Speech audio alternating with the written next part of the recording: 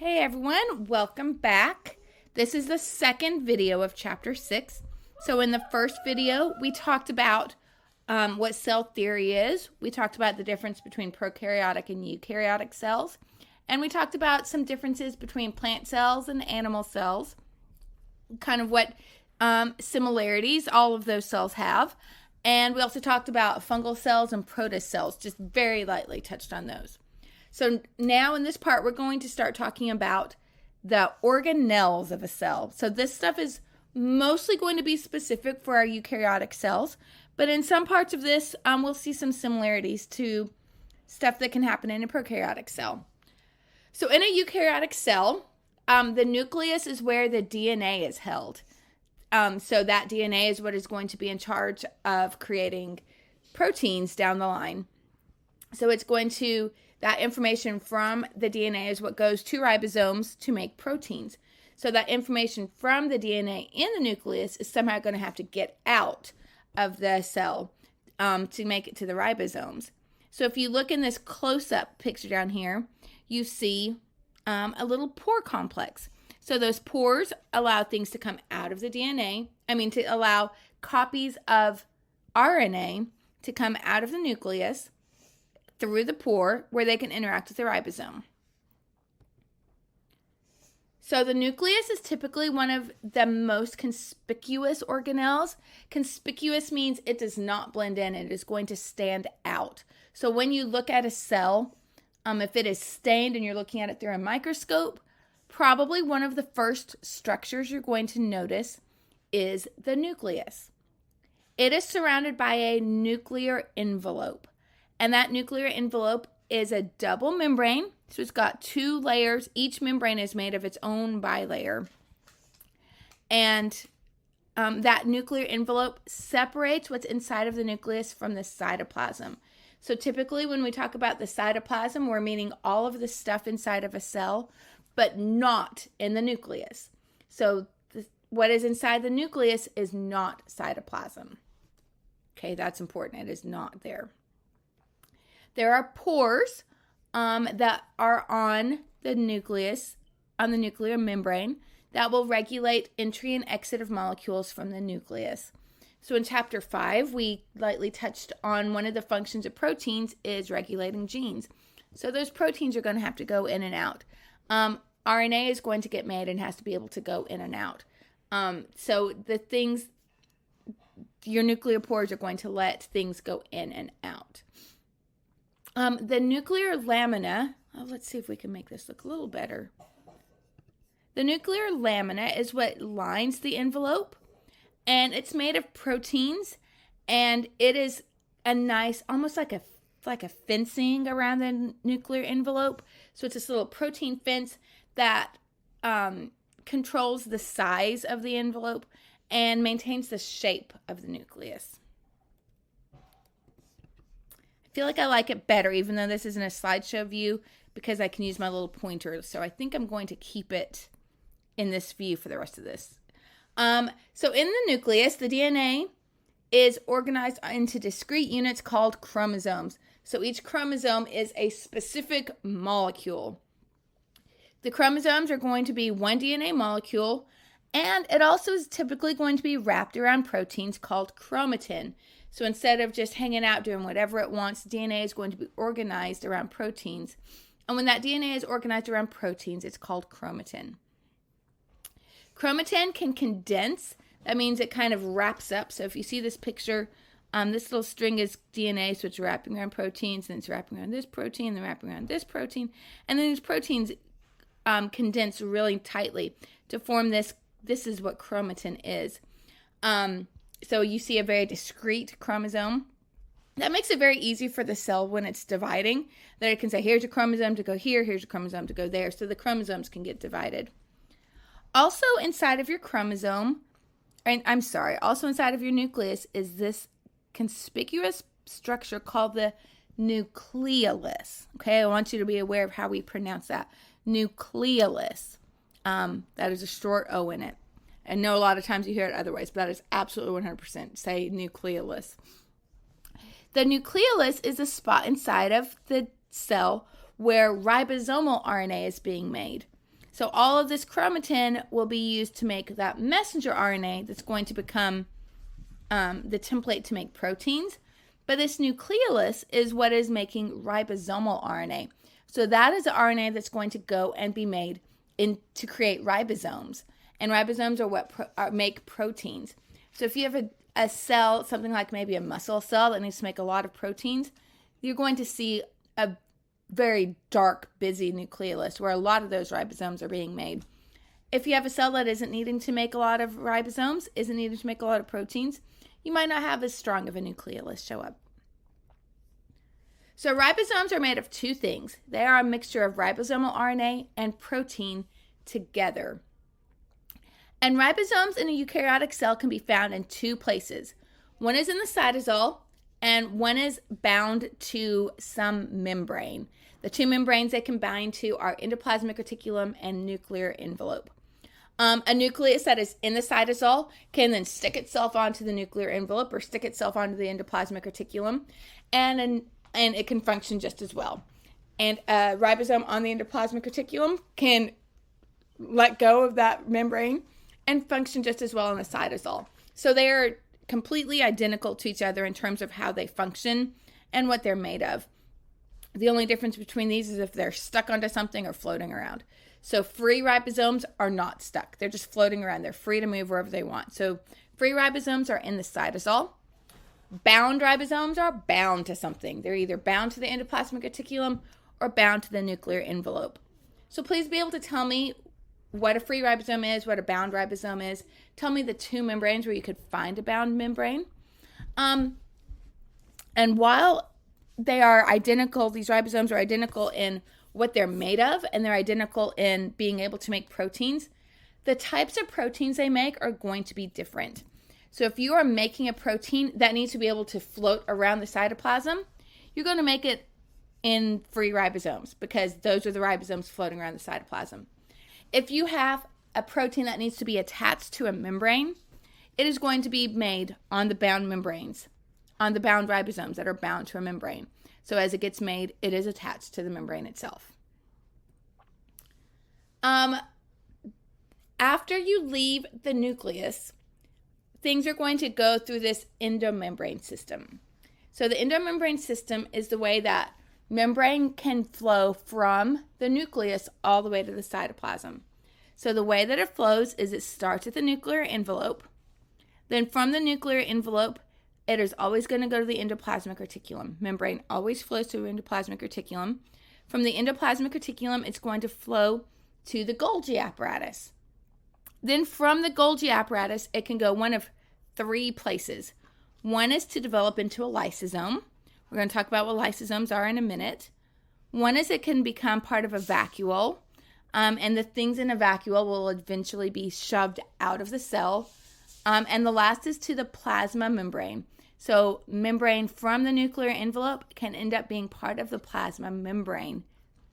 And these components from the nucleus to the endoplasmic reticulum, those are kind of continuous in their, they're physically connected.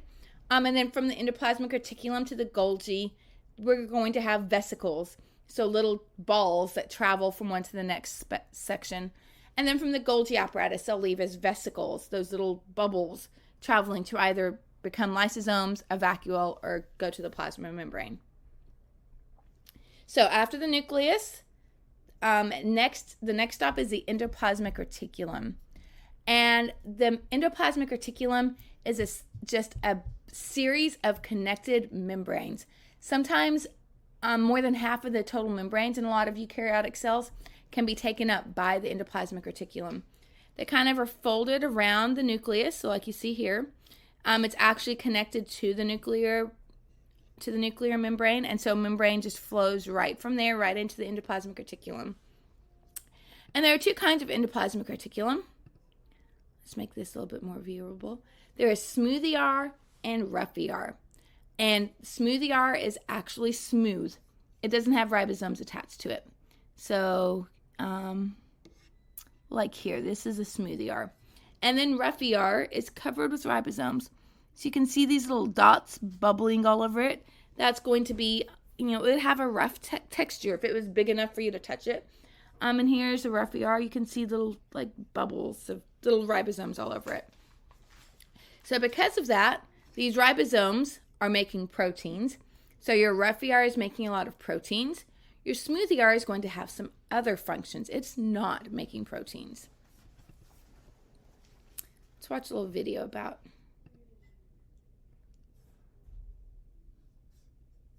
Oh, it's not playing. Let me start this again.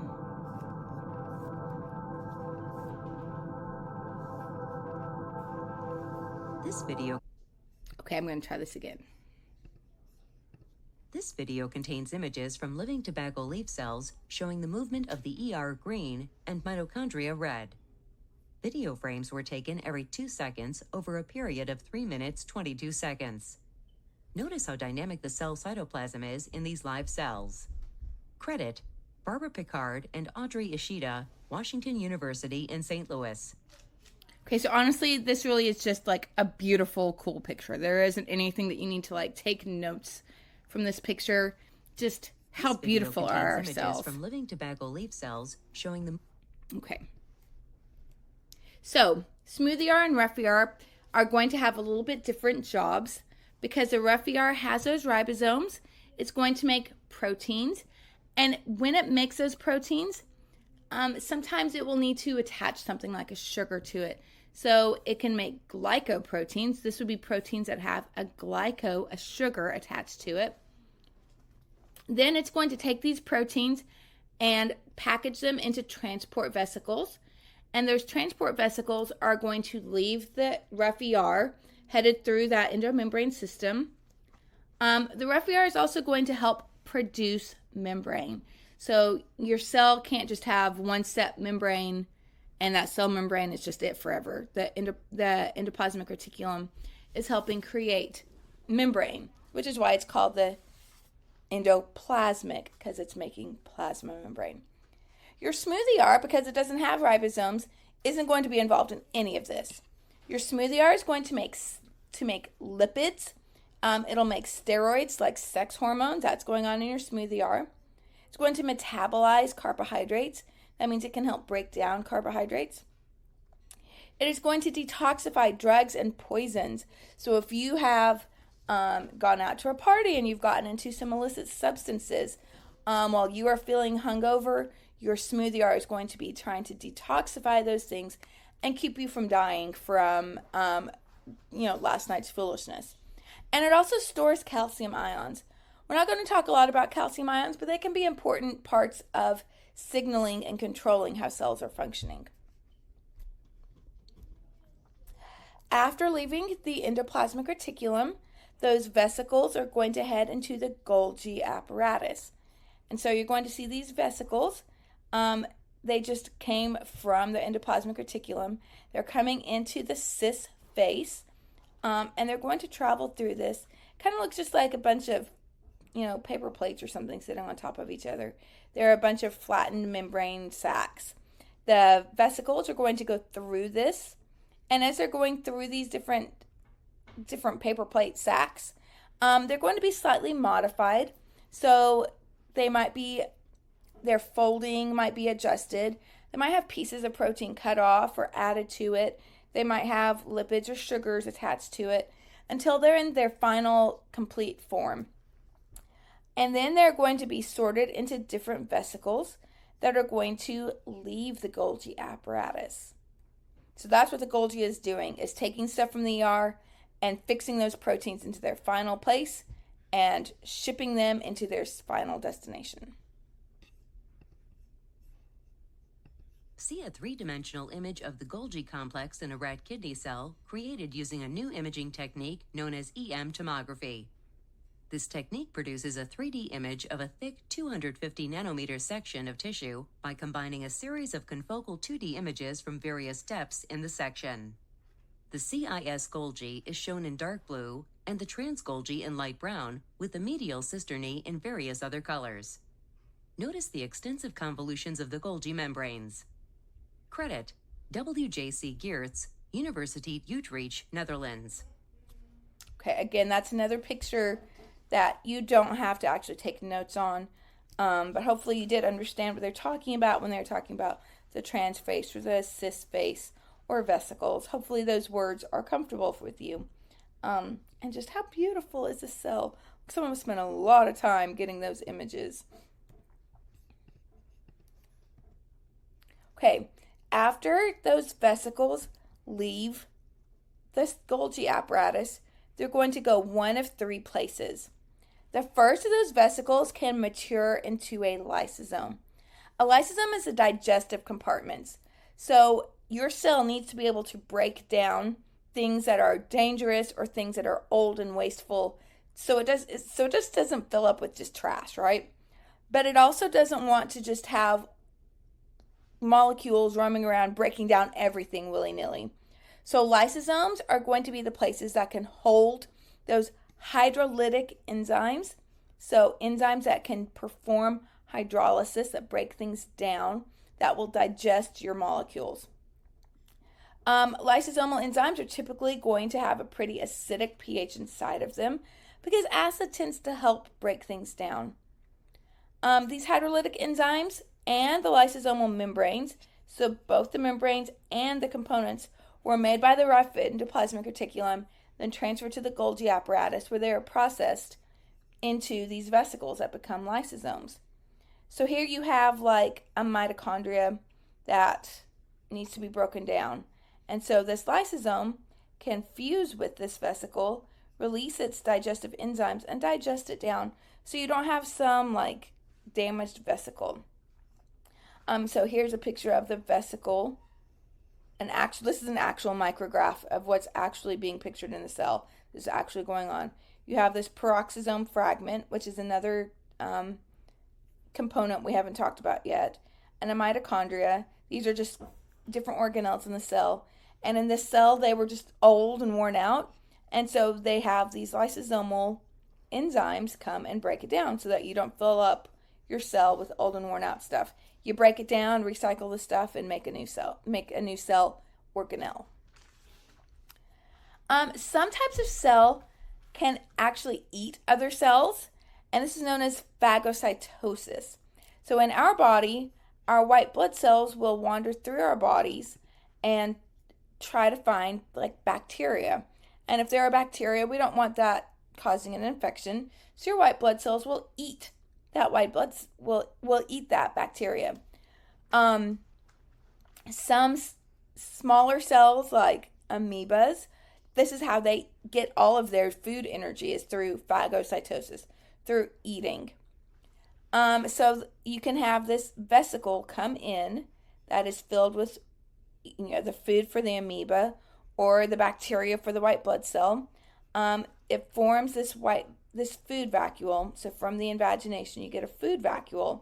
That vacuole will fuse with a lysosome. So all those lysosomal enzymes are in here. And then you digest your food if it's food. Or if it's a bacteria, you digest it and break it down. So you've not got living food or living bacteria. Lysosomes can use their enzymes to recycle the cell's own organelles and the cell's macromolecules.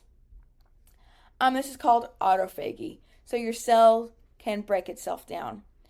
So just this root word here, phago, whenever you see this phago, that typically means some sort of eating. And then cyto means cell. So phagocytosis is cell eating. And then autophagy, auto meaning self, and phagy meaning eating. So this is self-eating. So phagocytosis is eating other cells, and autophagy is digesting your own self. So digesting your own worn out stuff. Okay, so let's watch phagocytosis happening. And I think this is an amoeba. It's a single-celled organism. Watch as one cell is consumed by another. Okay, so this blue cell is going to eat the red cell. That's what's going on here. Cell in the process known as phagocytosis. In this video, a yeast cell red is being consumed by a larger cell of dictyostelium, which is expressing a fusion of green fluorescent protein with coronin, an actin-associated protein involved in phagocytosis. Notice the expression of the coronin protein fusion where the dictyostelium cytoplasm is surrounding the yeast cell. Credit Gunther Gerisch, Max Planck Institute Biochemistry, Germany. So this blue cell... Watch as one cell is consumed by another cell.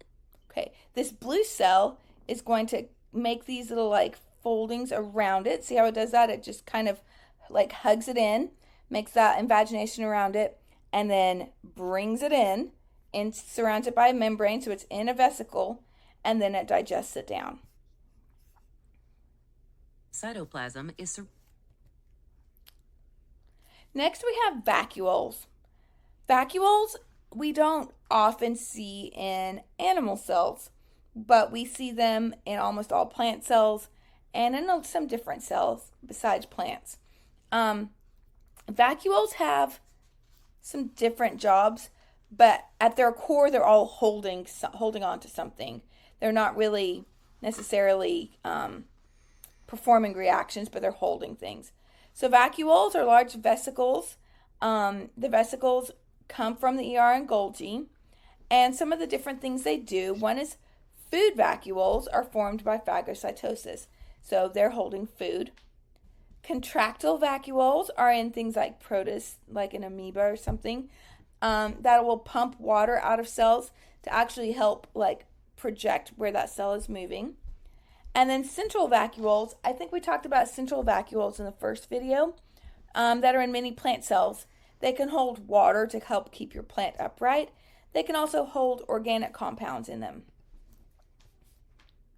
Okay, so let's review this endomembrane system.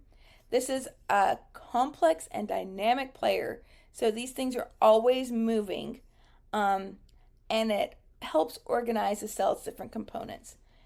It always only flows in one direction, from the nucleus to the endoplasmic reticulum, to the Golgi, to the lysosome, or to a vesicle, or to fuse with the plasma membrane. Let's watch a little bit of movement from the ER to the Golgi. And again, this is just an enjoy how gorgeous your cells are moment, and not a stress over taking notes moment. Watch glycoprotein movement through the secretory pathway of living cells. So the highlighted spots are different molecules that are moving around. You can see, I don't know what this is, maybe the nucleus. That's pretty kind of conspicuous.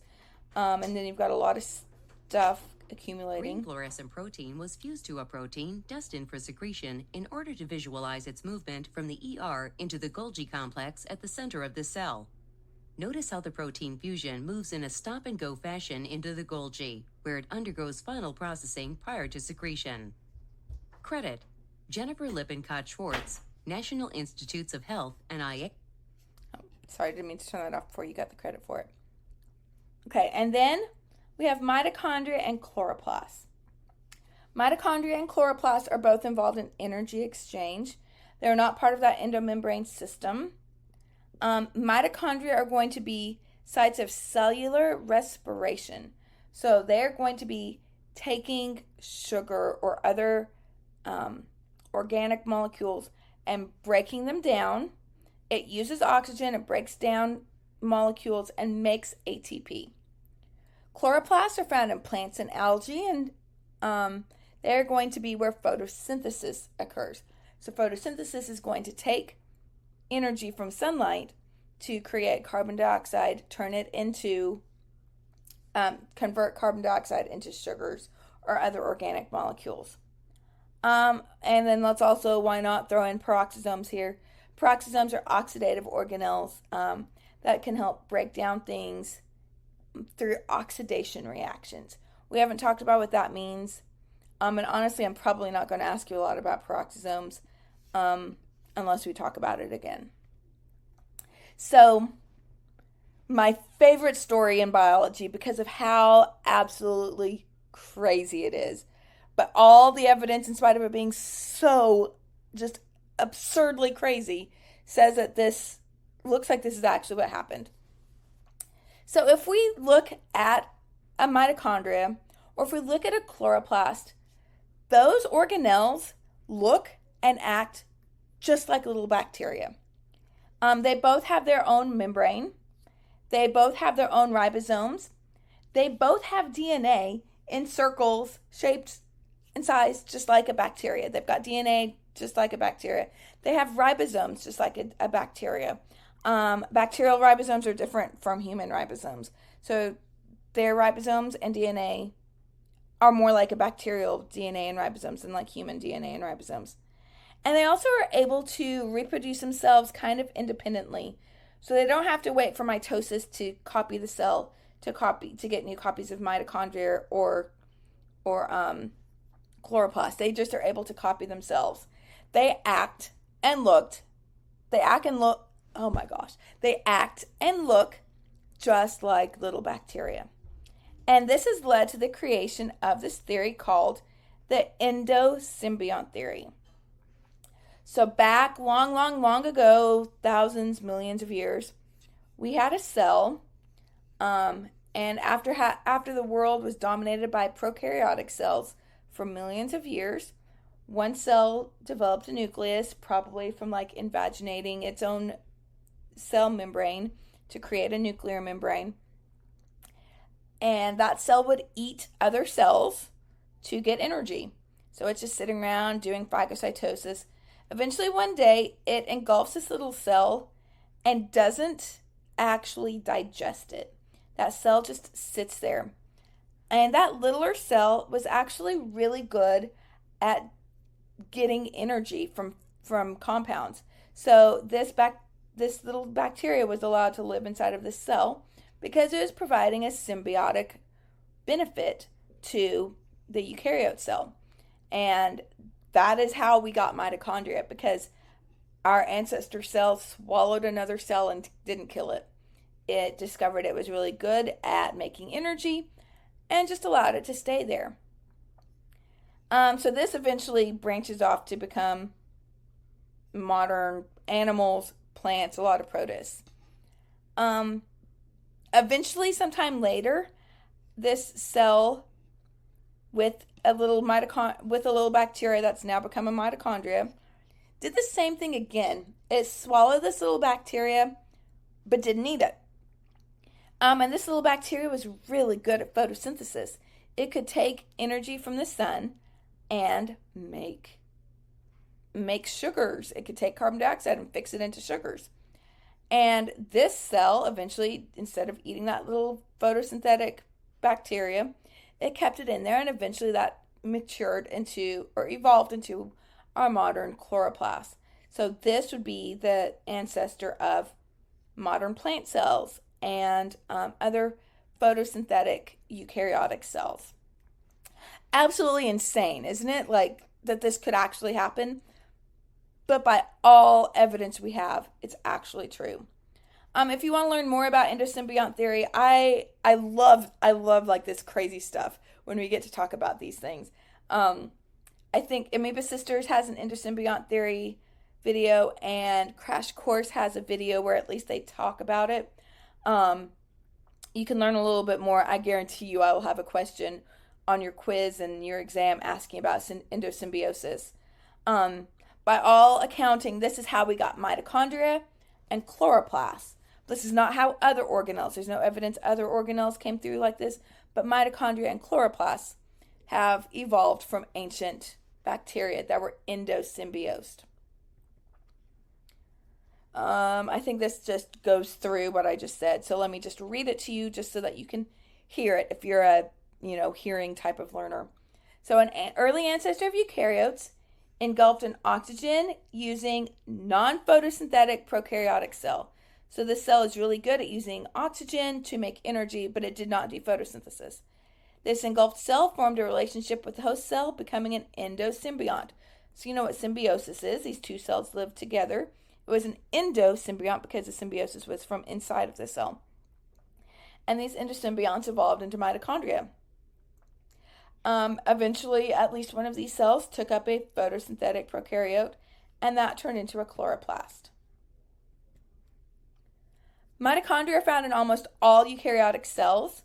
They are the energy powerhouse of the cell, right? Everybody, you could have said that before you even met me. You knew mitochondria are the energy powerhouse of the cell. They are where energy is being made. They have a smooth outer membrane That's what this is. And an inner membrane that's folded into cristae. So here you can kind of see it, or here, I love these micrographs they have in this chapter. So you can see this. This is an actual image, a photograph from a microscope image. And you can see this inner membrane that's folded into cristae. Those are those foldings. And these foldings give you two spaces. One is the intermembrane space, and one is the matrix. So the intermembrane space is what is between those membranes, and the matrix is what is inside the outer membrane, but outside of the inner membrane. Does that make sense? So it's all these spots that are around the membrane inside, but it's still trapped inside the outer membrane. And all of this membrane gives a lot of surface area. This is where all those reactions are going to occur to make a lot of ATP when we're breaking down sugar. So in a couple of weeks, maybe 1 week, week or two, we'll be talking about how to break down sugar into ATP. A lot of those reactions are going to be occurring in the mitochondrial matrix or in the inner membrane of the mitochondria. Okay, next we have chloroplasts. Chloroplasts have the pigment chlorophyll. Chlorophyll is what makes plants green. It's what makes photosynthetic organisms green. And it's really good at capturing sunlight and using that energy from the light to take carbon dioxide and make sugars. Chloroplasts are mainly found in the green parts of plants. So leaves have them more than like flowers or bark or somewhere. So places that are green typically are going to be things that are doing photosynthesis. Chloroplasts have two basic membranes, or two basic structures of them. One are the thylakoids. Thylakoids are like little stacks of pancakes or stacks of coins. And they stack up to form a granum. So thylakoids, the whole stack is a granum. All the stacks should be grana, pluralized. And then stroma is all the fluid that's all around here. We'll come back and talk about chloroplasts after and photosynthesis after we get to talk about how we make energy from food. Then we'll talk about how we make energy from light. And the chloroplast is part of this group of plant organelles called plastids. We're not going to talk about plastids a lot, but these are plant organelles. And the only one we're talking about are chloroplasts. So plast like plastids. Peroxisomes are a different type of metabolic compartment. They are surrounded by a membrane, although there's only one single membrane here. And they produce hydrogen peroxide and convert that to water. And in that process, they're going to perform a lot of reactions, mainly to oxidize things, which we will talk about later, I promise. Basically, it means that they deactivate a lot of things. We don't really understand a lot about peroxisomes. We don't know really a lot about how they relate to other organelles. If you go into research and science, it'd be very lovely if 10 or 20 years from now you're able to write to me and say, hey, I discovered this thing you didn't know. And let me know if you discover what they do. Okay, I'm going to come back and do the cytoskeleton as part 3 video. So make sure you come back and we'll talk about the cytoskeleton in a little bit. I'll see you later. Bye.